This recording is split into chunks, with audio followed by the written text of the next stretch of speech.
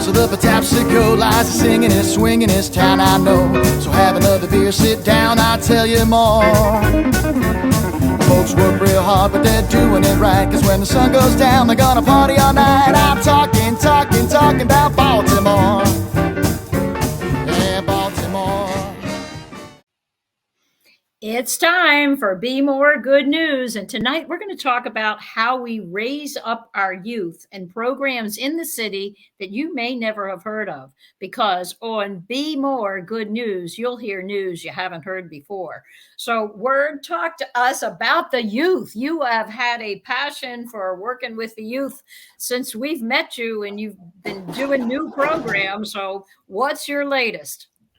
Well, my latest was a total surprise, to be honest, because there wasn't any type of material that I've written before. And I've been living in your world, Judy, the theatrical world. And so my newest, Well, I think I spoke about it on former podcasts. I have a degree in music, but also have this theater degree that's been dormant that I haven't really been using that much. So kind of forced myself and got blessings this past summer to do theater programs that have continued to carry over, out of the summer into the fall. One of them was the Purple Tape, which y'all came to. And then this one I just did was a pretty, I would say, mature play that my student actors acted in. And it was called Let's Talk About Sex. And it was a play on sexual health. And all my student actors were no older than 14 years old. And they're playing kids that are 18 and talking about mature subjects that some of us adults don't even have, those discussions a lot of times.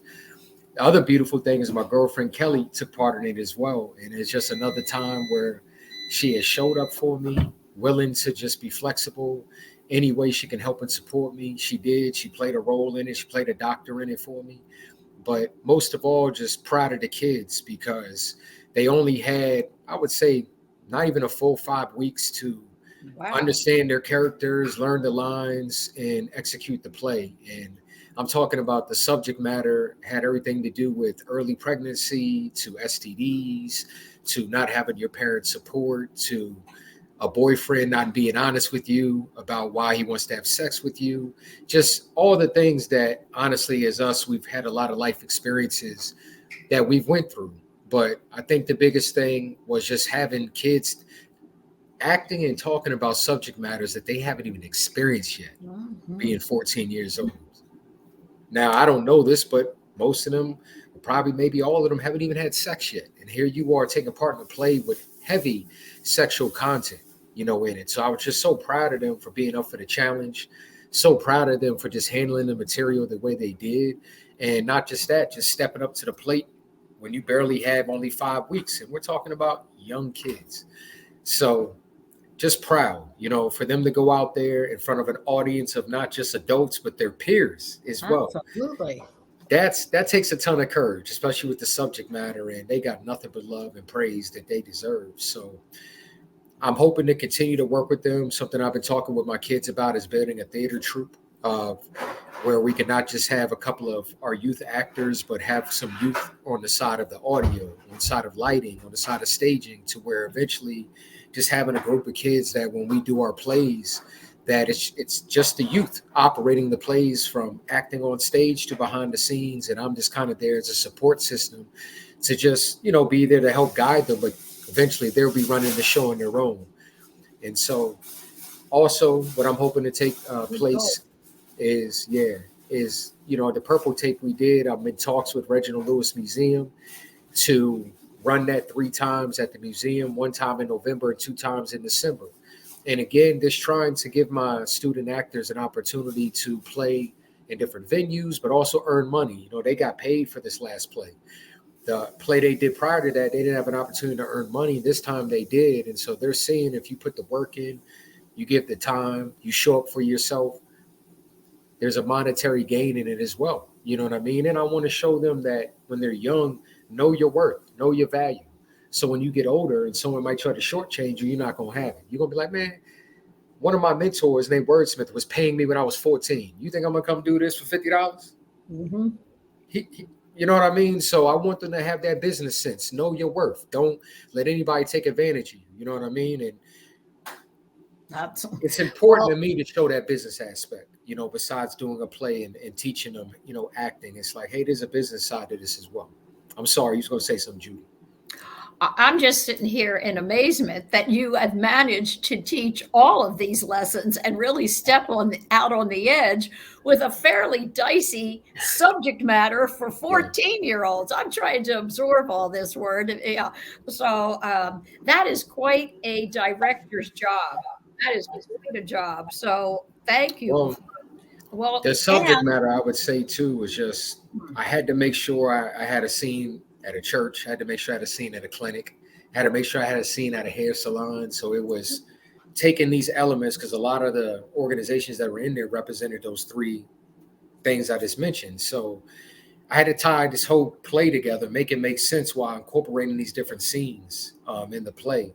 So just in a short amount of time, I feel like we was able to pull off magic, especially down to the kids. So again, this proud, felt like a dad with extra kids. I already got 2 of my own, but I love working with my kids, and I loved working with my girl on the piece. She was actually like a second director in a lot of ways too. Stuff that I may have not seen, she was able to catch it or able to give great advice, and I thought that was beautiful too. Wow, you pulled it all together. And hey, big shout out to Miss Kelly. And I bet she was a help because she's in nursing right now and going into holistic wellness and health. And so that was a perfect add-on for sure. So Good stuff. There's Miss Bonnie's heart for that. So I'd also, let me say how much I love the idea of let's get the Reginald Lewis Museum involved. Let's start talking and getting some events there. That place stays dormant way too much. It's a beautiful museum and we have to promote there. So that's great if you can do that, Word. And I'm pushing it. Like I said, we have a date for November 9th. It's more, waiting for the museum to give the final okay in it. And then we have 2 dates in December. And the one on the 9th would be actually a hip hop conference where the play would be at the very end of the conference. So it would be great for the kids. And then the other 2 in December would be for 2 to 3 different schools out here in the city to come to the museum. They provided me with 2 buses so I can pick 2 of the schools myself, which was just a great part of our contract and agreement. And then the third they'll pick. So I just love the arrangement. Same thing as you feel, Judy. I was honest with them. I said, y'all need to do more events in that museum. You really do. And more events, too, that include the youth. So it just kind of all worked. They have a new exhibit that they're debuting in November that runs all the way to January of next year. So that me coming at the right time, timing is key sometimes. Me coming now, it worked because they're like, hey, we want to have the play as a part of this brand new exhibit that we're going to unveil as well. So, again, great experience for these kids. Wow, you have good timing.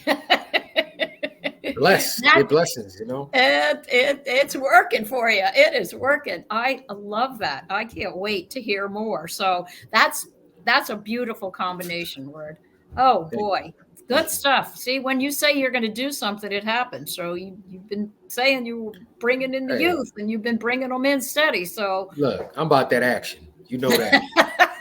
You can talk all day, but I'm about that action. My resume is action. That's what I preach. Be about your words. Yeah, you got to be about your words. Speaking of resumes, anybody out there can look at our website. We have a website about all of the other activities that we do in the city, and we'd love to come help promote, do anything for others. So check us out on our website. And big thanks to you, Word, for making that happen too. So yay, Word's raising up the youth of Baltimore. And just in case you didn't notice, while he was doing that, a sea of flamingos came through and Young landed on top of them. It's very mystical how that happened. So Young, you're looking great. The flamingos look wonderful. So where are you? What are you doing? Well, I'm settling in Belvedere Square. I think a lot of these flamingos probably migrated from Florida through the various storms. They've been popping up all across our area. People have been seeing them in Pennsylvania and Assateague and just places where you don't expect to see flamingos. So if you so happen to catch one, please send me a photo. That makes me so happy. But so you've been up to a lot. So which one of those are you going to tell us about tonight? Oh, wow. All right. So upcoming events that I'm going to be at, the Maryland Science Center probably is throwing like one of the best Halloween parties, ever. And I am going to be going as Ken. And if you guys have been following my adventures, last weekend I went to the Renaissance Fair as Ken. Kenan the Barbarian, and I plan to go to the Science Center as Cowboy Ken, and I am actually recruiting a bunch of my friends who also want to go as Ken, and we will go and have an entire Ken themed entourage at the Science Center. So that is like probably like the thing that I'm most excited about. I have a concert coming up featuring a bunch of folks from work.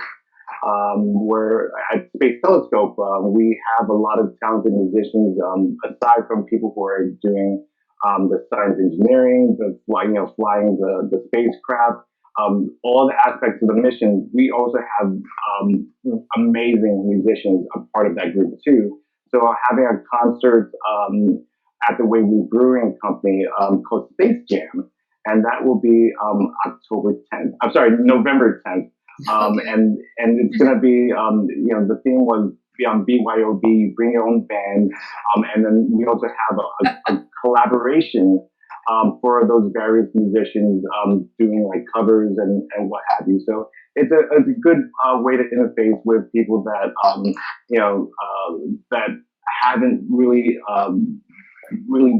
hung out with each other a lot, especially in the hybrid environment. So like I'm on the committee at work to kind of make it more social, to bring people out to these events. So like what I've been doing in the community, I'm bringing that inward into my workplace, and I'm really excited to be a part of that. And then long term, we also have the Mayor's Christmas Parade, where last year we had the James Webb float and the procession that included the interim director of the Institute, the main imager that has assembled all the images from James Webb.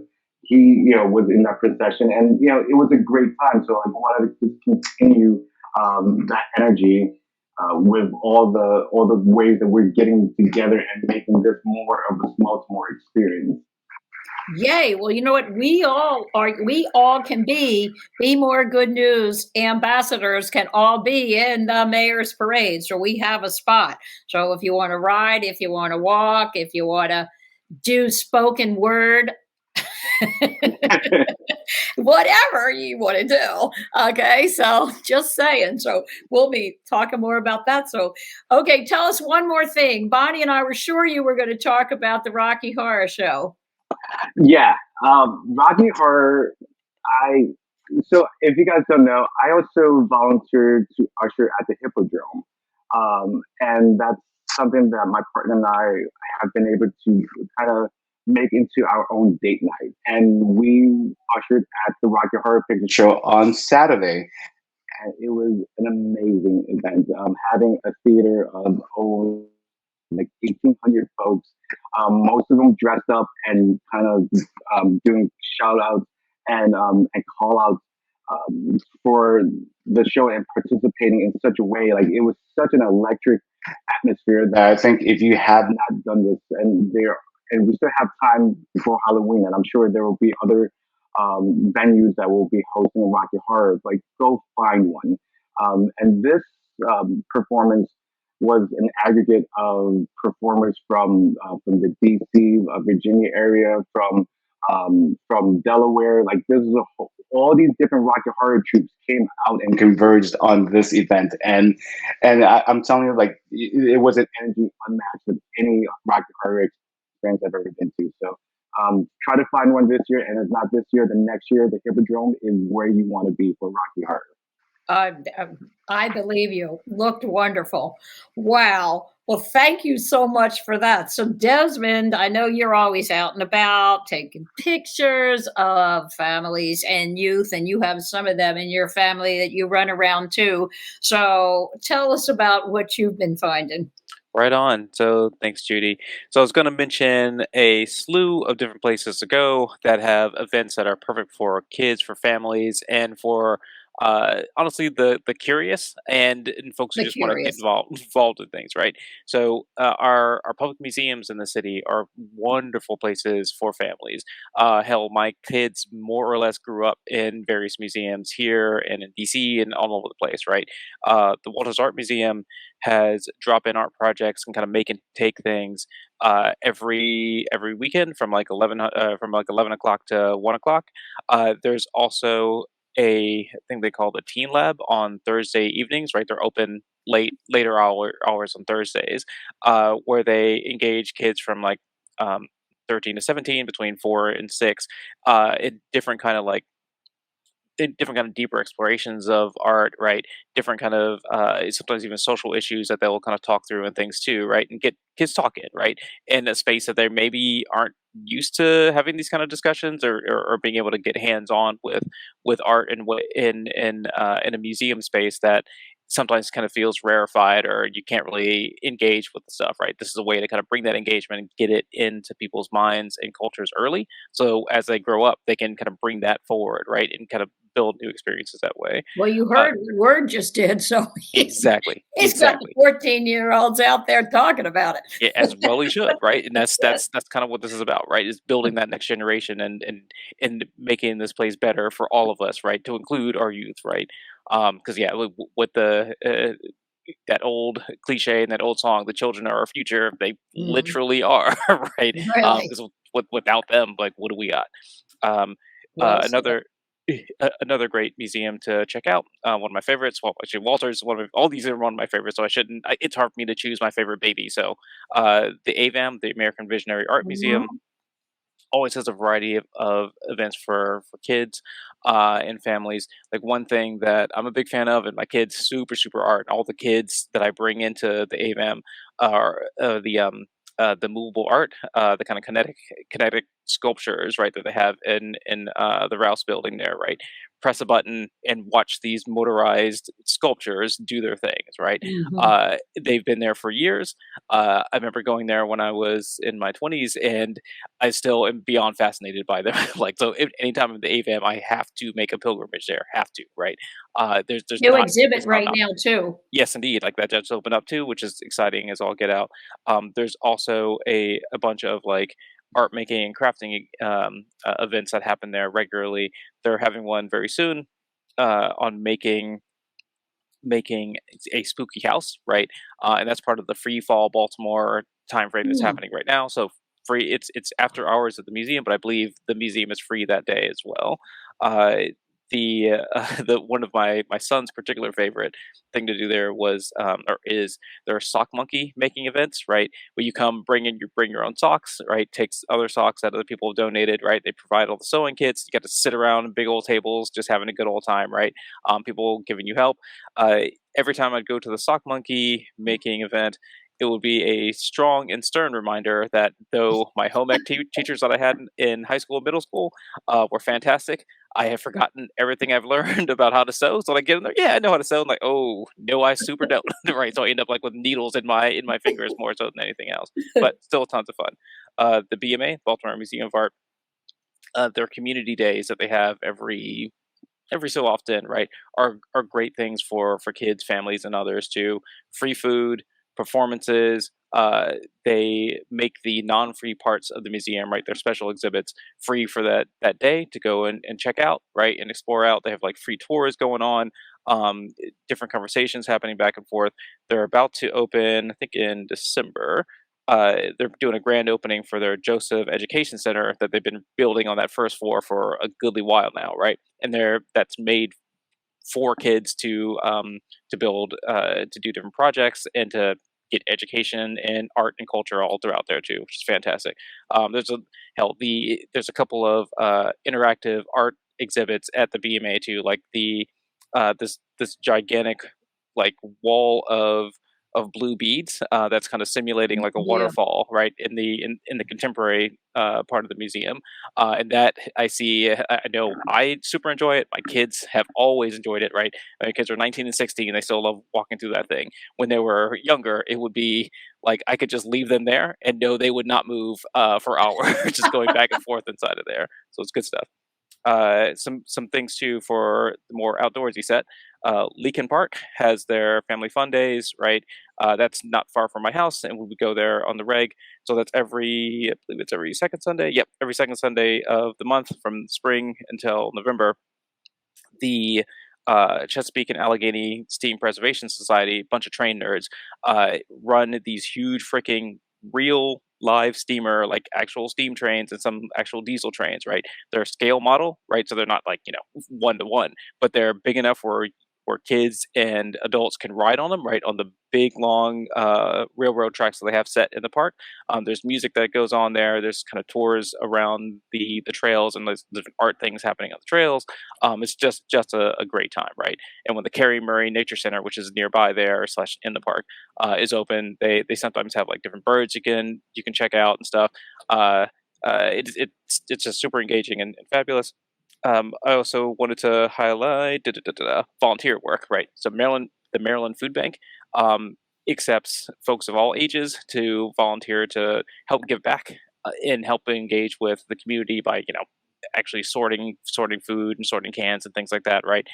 They give you a bit of training, sign a couple waivers, and you're good to go. They also are. It's also a good experience for like.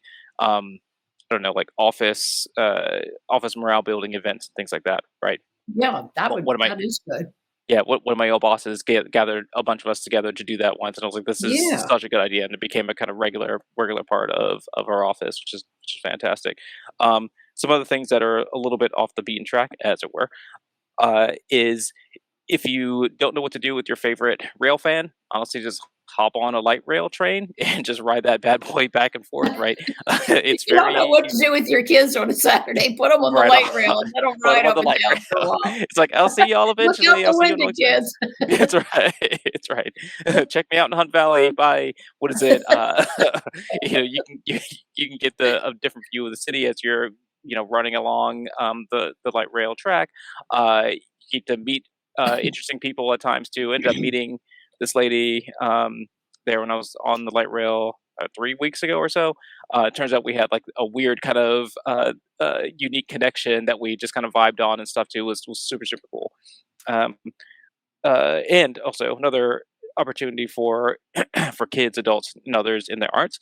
The Baltimore Rock Opera Society, BROS, puts on fantastic shows, all original, great music, great vibe and great energy, and they are always looking for volunteers, always, of pretty much any age, right? You don't necessarily have to be on stage, you don't even necessarily have to be behind the scenes per se, right? But like making doing stagecraft and like making some of the props that they may need, right?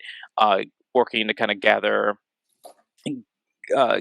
things for the clothing and the outfits they may need, or anything else, right? Working the front of door, or even behind the house there too. Like all kinds of different things they're looking for all the time. So that's good ways to get involved with kids in the city. So wow, that is quite a compilation of wonderful things to do for our youth. Yes. Yeah, and bring your camera while you're doing it, because all these things are absolutely photogenic. Every single one of them. Of course they are, and in your world, everything is anyway. 100%. I just went to the last road show, the Gold Rush. Yeah. Sorry, Gold Night. Gold Night. Yeah. Fantastic. And it was just like it was actually my first bro show. Yeah, even though I have a lot of friends that have volunteered, a lot of friends that I had one that acted in it, and even last night I was on my way to my volunteer shift at the Hippodrome, and we ran into one of the main actors, Nate. That was there. I was like, "Hey, Nate!" He's like, "Hey, I remember you from the show," and that's so good. That moment, and really, it's like that's your Baltimore story. 100%. The community, like the aspect of it being within the community and being put on. Directed by actors, and all the contributions of people that it becomes much more. Very true. Like I was there on Friday for Gold Night, and it was just so good. Like the audience was all super into it, like super vocal. And you're absolutely right about how connected everyone was. So one of my friends was in the cast, and when she was done and we were talking and stuff, she's like, "Oh yeah, let me introduce you to these other people who are literally her neighbors, who are part of the show, right, and part of making it happen and stuff." Super cool. Was it Angela? No, it Well, was, now we got to hear from Chris Real, and let's hear about his youth. Okay, now please cut and edit this story, Chris. Okay, but what were some of your favorite activities in the city? And again, be careful what you tell us. And Well, I like to think that my youth really wasn't all that long ago, Judy. But, it wasn't absolutely. I am so your memory encouraged. should be sharp. I love hearing the stories Desmond is telling about the experience he's had with his kids and all of the outreach and programming that Word is doing in the city. Now, full disclosure, I grew up in Baltimore County, in Catonsville, about a mile outside the city line. But whenever anybody asks, I tell them I was raised in Baltimore because we spent so much time in the city when I was a kid. My folks were always bringing me and my sister downtown, and not just for Orioles games. We spent a lot of time there doing all kinds of great things. And for me, going to Baltimore as a kid almost felt like I was going to Walt Disney World. True story. It was it was an exciting place. It was filled with colorful characters and amazing adventures. My family never missed a cultural festival or a parade, Little Italy festivals, Oktoberfest at the 5th Regiment Armory, St. Patrick's Day Parade up Charles Street. Those sights, those sounds, those smells, all still very vivid in my mind. I can remember a feeling of curiosity and wonder as I explored the hands-on exhibits at the Maryland Science Center. I can remember how tiny I felt watching these larger-than-life images projected on that enormous IMAX screen at the Science Center, which doesn't feel quite so big today. I don't think it got any smaller. I think maybe I just got a little bit bigger. That same sense of awe came over me as I'd make my way through the National Aquarium or the Maryland Zoo, coming face to face with the most unusual creatures that I'd ever encountered, all right there in Baltimore. One of my favorite memories was visiting the B&O Railroad Museum with my grandfather as a really young boy, seeing these gigantic steam-powered locomotives that blazed a trail from our great city to the ever-expanding western United States. It really had an impact on me. And Fort McHenry had an especially significant impact on me. Now, look, I didn't understand the complex strategies of the opposing sides. I didn't know exactly why the British were attacking Baltimore in the first place, but I do remember thinking, honest to goodness, as I stood inside that fort as a kid, looking up at that enormous flag, that something incredibly important happened here a long, long time ago. And I knew that as a result of that important thing, we got our national anthem, a song that I knew, a song that was known all over the world, but it was born in Baltimore. It was ours. And that thought, and all of those other experiences too, filled me with an immense sense of pride in Baltimore. I wanted the whole world to know that I was a Baltimorean and that Baltimore mattered. And in Baltimore, we do great things. In Baltimore, important things happen. People from Baltimore are the people who change the world. I wanted everybody to know that. And I'm so happy just hearing today the stories that we've been sharing, that so many of these experiences that I enjoyed as a young person are still available, and much, much more. You mentioned the Reginald F. Lewis Museum, the Great Blacks in Wax Museum. So many opportunities in our city for young people to really get that exposure at an early age. And so I encourage anybody watching today to provide those experiences for the young people in your lives. Instill in them at an early age a love for Baltimore and a healthy pride in our city. I promise, I can tell you from personal experience, those memories will last a lifetime. And those memories are also going to help inspire a new generation to celebrate our city's history and culture and lead us into a more hopeful future. Back to you, Judy. Right. Okay. Well, we're going to hold you to that. Thank you, Chris, because you just made me think of so many of, I have the same family that did the same thing. We went to everything in the city. I mean, our calendars were marked by the events. And I want to also add that because I loved shopping on Howard Street. Oh my gosh, the 4 department stores and then Lexington Street. It was such a beautiful downtown section then. And we went on the number 10 bus. But anyway, thank you. And you know what else? I'm especially hopeful about the future of the Inner Harbor, because I can remember going to Harbor Place when it was full of, especially during the holiday season with the ice skating rink and Santa Claus. And there's a lot to look forward to at the Inner Harbor right now with some of the new announcements recently made by David Bramble and his group. I can't wait to see what the future holds for the waterfront. Oh, I agree. It's coming. We have to be patient, but it is coming. Yep, for sure. And actually, just to think back fondly of Harbor Place when it was in its beginnings, it was a great place. It really was. So it's going to even be better. Thank you for that. Well, daggone, Miss Bonnie, come on now. You're going to have to top that, huh? I know she's fanning herself. So tell us some other programs that you've dug up. I know you've been digging and digging. So tell us some programs for kids, Well, youth. first, yeah, okay, all right, I will. But first of all, Chris, he thinks he's so old. Well, I don't remember any of this stuff. I got underwear older than you are, hon. Okay. Nonsense. All right. I I'm just want staying to out do of a that. shout out to Governor Wes Moore because he does a service year program, and that's one of his cornerstones when I voted for him. 500 students applied for 200 spots, and those spots are $15 per hour plus a $6,000 bonus for completion of work study after high school. And I think that's good, and we ought to have 500 more every year. I think that's really, really good. Yep. For sure. Okay, because I don't know what these kids do in college now anyway. It's expensive. All they do is send silly pictures home to their parents. And I know what I did in college. No, what'd you do? We'll leave it at that. No, Okay. that's another show. All right. Okay, Saturday, October 28th, Arboretum at Silburn. Now, Desmond talked about they have all kinds of new stuff there. They put a ton of money into it, new plantings, new buildings. And Saturday the 28th from 5 to 8, you get to tour and enjoy the beautiful moonlit gardens, nature walks, spooky trails, and memorable family moments at the mansion.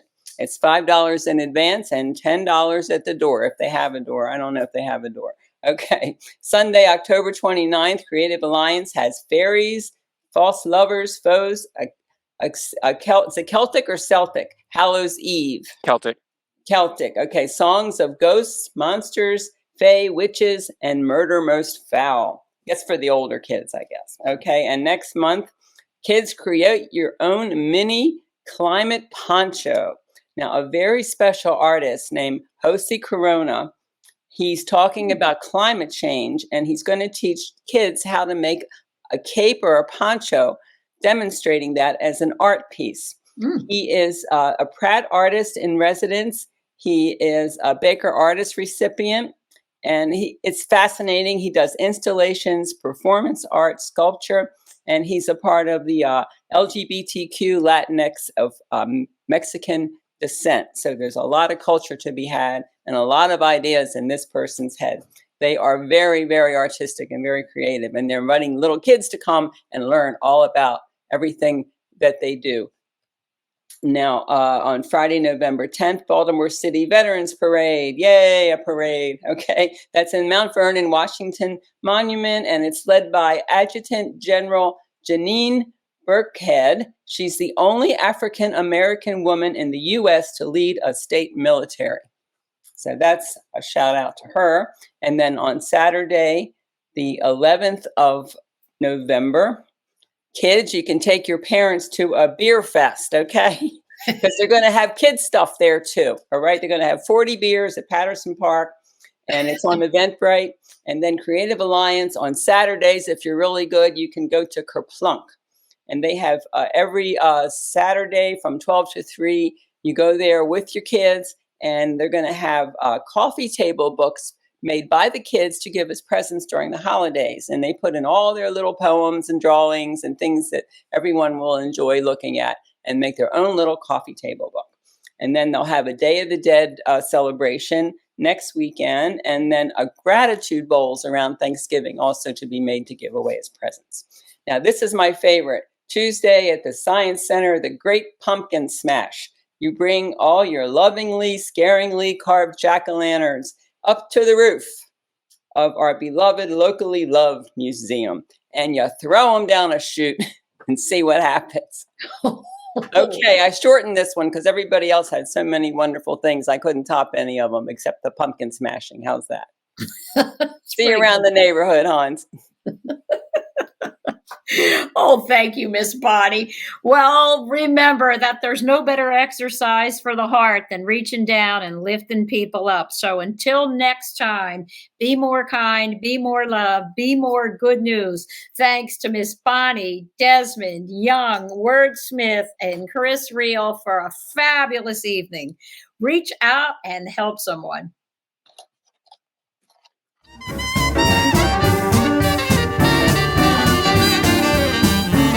Way down on the shores of the Patapsco lies a singing and swinging this town I know. So have another beer, sit down, I'll tell you more.